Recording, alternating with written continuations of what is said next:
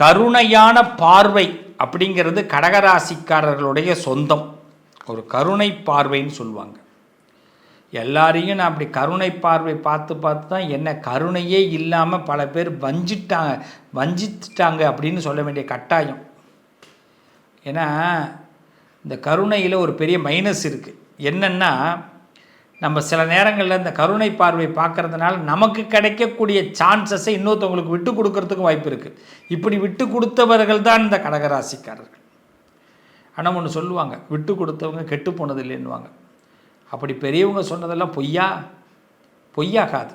என் உறவுகளே, என் கடகராசியில் பிறந்த செல்வங்களே, உங்களுக்கு கடந்த காலத்தில் நடந்த சில தர்ம சங்கடமான நிலையை நினச்சி நீங்கள் வருந்திக்கிட்டு இருக்கீங்க.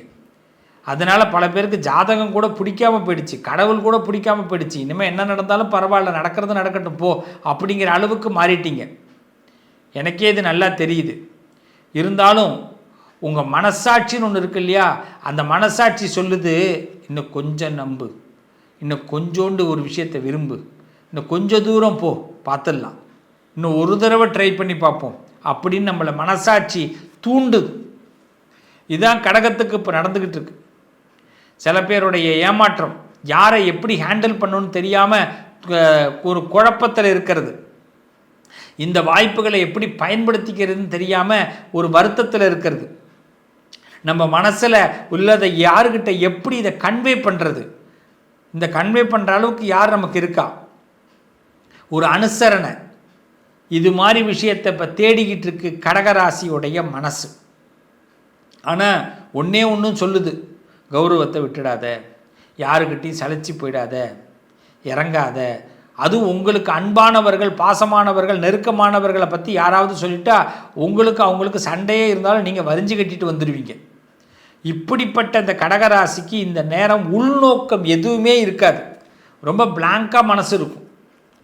என்னென்னமோ மனசு ஒரு காலகட்டத்தில் அடி பின்னி எடுத்திருக்கும். ஒருத்தவனை அழிக்கணும், கெடுக்கணும்னு கூட நினச்சிருக்கும். இவன்லாம் நம்மளை என்ன பாடுபடுத்திட்டான் அப்படின்னு ஒரு வன்மத்தை கக்கிற அளவுக்கு வந்திருக்கும். ஆனால் நெருங்குனா அதை பற்றியே திங்கிங் வராது. அதுதான் கடகத்துடைய பெரிய குணம்.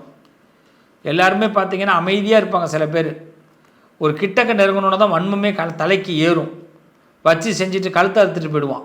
ஆனால் கடகத்தால் அப்படி பண்ணவே முடியாது. வன்மத்தோடு நெருங்குவாங்க, கோபத்தோடு நெருங்குவாங்க, இவனை அழிச்சே தீரணும்னு நெருங்குவாங்க. ஆனால் ஒரு மனுஷன்ட்ட நெருங்கினோடனே, நம்பிக்கைக்குரியவர்கள்ட்ட நெருங்கினோடனே அவங்க ஏதாவது பார்த்து நல்லா இருக்கியான்னு கேட்டால் போதும், அப்படியே அம்பட்டும் புஷ்ஷுன்னு போயிடும். இதுதான் கடகராசியோட குணம். அப்படிப்பட்ட இந்த கடகராசிக்கு மனசுக்கு தெம்பு கொடுக்கக்கூடிய ஒரு நல்ல விஷயம் நடக்கப் போகுது. மனசுக்கு ஆரோக்கியம் கொடுக்கக்கூடிய ஒரு நல்ல விஷயம் நடக்கப் போகுது. இந்த கடகராசிக்காரர்கள் வாழ்க்கையில் இருந்த அமாவாசை விலகப் போகிறது. ஒரு பௌர்ணமி சந்திரன் உங்களுக்கு ஜோதியாக தெரிய போகிறார். ஸோ இப்போ இந்த காலகட்டம் 2025 கடைசி, 2026 ஸ்டார்ட். இந்த டைமை மிஸ் பண்ணாமல் நான் சொல்கிற விஷயத்தை ஒரு 8 டைம்ஸ் செஞ்சு பாருங்கள். நிச்சயமாக ஒரு நல்ல பலனை அந்த பராசக்தி அன்னை தருகிறாள், அந்த அம்பாள் தருகிறாள், சக்தி ரூபம் தருகிறாள். 8 லக்ஷ்மியோட மந்திரம் இருக்கும்.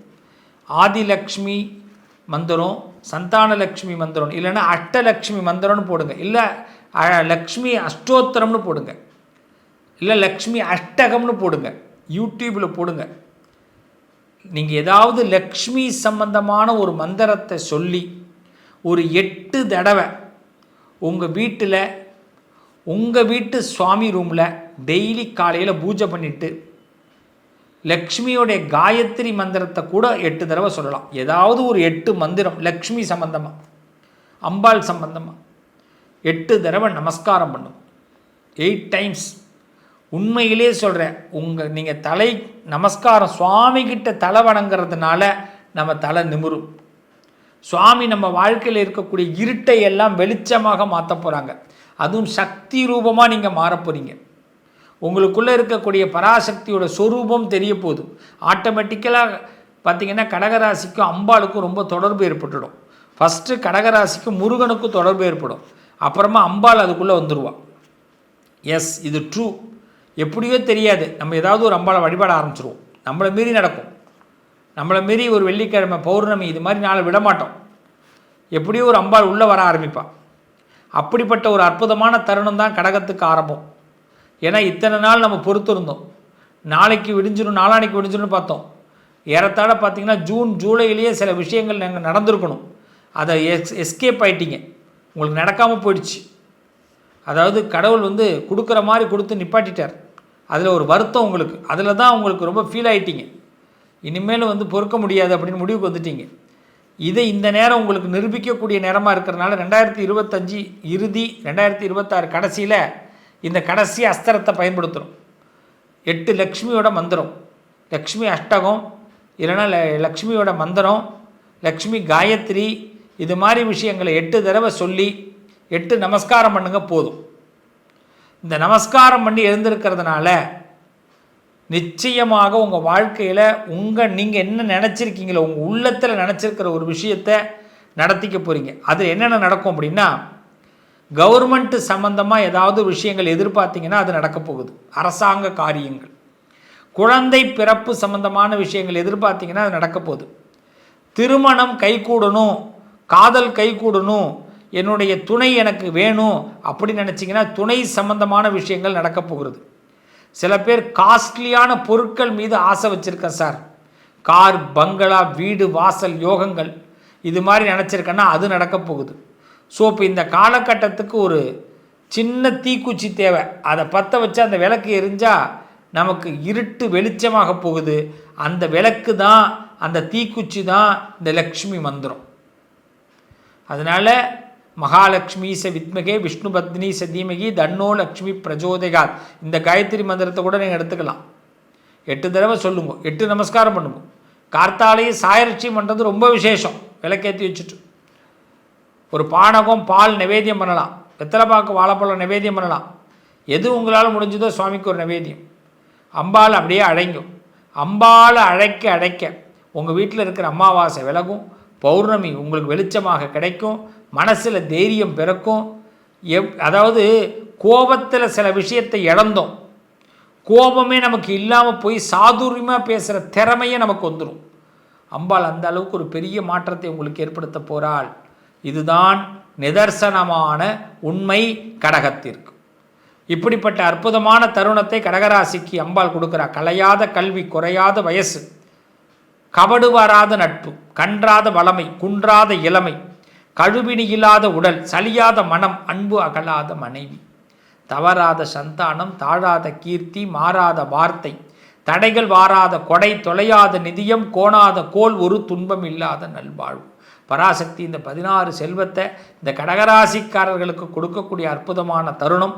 சக்தி இருந்தால் போதுங்கிற ஒரு எண்ணத்துக்குள்ளே இப்போ நீங்கள் ஒரு தபஸ் வாழ்க்கை, தபம், அதை பற்றி இப்போ ஆரம்பிச்சிங்கன்னா இந்த 2025 லாஸ்ட் 2026 ஸ்டார்டிங்கில் இதுவரைக்கும் உங்கள் மனசில் ஏற்பட்ட சிரமங்கள் விலகி நீங்கள் நினச்சதை அடைய போகிறீங்க. இந்த சான்ஸை மிஸ் பண்ணாதீங்க.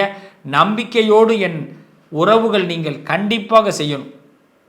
செய்கிறதுனால நல்ல பலனை அனுபவிச்சேங்க, நல்ல பலன் கிடச்சிட்டுங்க அப்படின்னு எனக்கு நீங்கள் கமெண்ட்டில் சொல்ல தான் போகிறீங்க. மிஸ் பண்ணாதீங்க. அடுத்து உங்களை இன்னும் ஒரு 14 நாட்கள் கழித்து 2026 எப்படி இருக்குது, என்ன செஞ்சால் 2026 மிகப்பெரிய பலன் கிடைக்க போகுதுங்கிற ஒரு சிறப்பு தகவலோடு அருள்வாக்கோடு உங்களை நான் சந்திக்க போகிறேன். 2026 எப்படி இருக்குங்கிற அருள்வாக்குக்கு காத்திருங்க. இன்னும் 14 நாட்கள். இந்த 2026 ஜொலிக்கிறதுக்கு நான் சொன்ன மந்திரத்தை மட்டும் ஃபாலோ பண்ணி தொடர்ந்து அந்த அம்பாளை பிரார்த்தனை செய்யுங்க. இந்த கடகராசிக்காரர்களுக்கு அந்த அம்பாள் நிச்சயம் மிகப்பெரிய வளர்ச்சியை, மிகப்பெரிய முன்னேற்றத்தை கொடுக்க போகிறார். உங்கள் மனசு போல் உங்கள் வாழ்க்கை பிரகாசமாக இருக்க போகிறீங்க. வாழ்த்துக்கள், நல்லதே நடக்கும். மீண்டும் உங்களை சந்திக்கிறேன். உங்கள் அதிர்ஷ்டத்திற்கான தீர்வு: கல்வி, பதவி, யோகம், தொழில் வளர்ச்சி பெருக, ஜாதகம், வாஸ்து, திருமண பொருத்தம் பார்க்கவும், பிரசன்னம் கேட்கவும். Positive lion doctor Sivasri Manikanda Sivam. தொடர்பு கொள்ள வேண்டிய வாட்ஸ்அப் எண் 7904137178.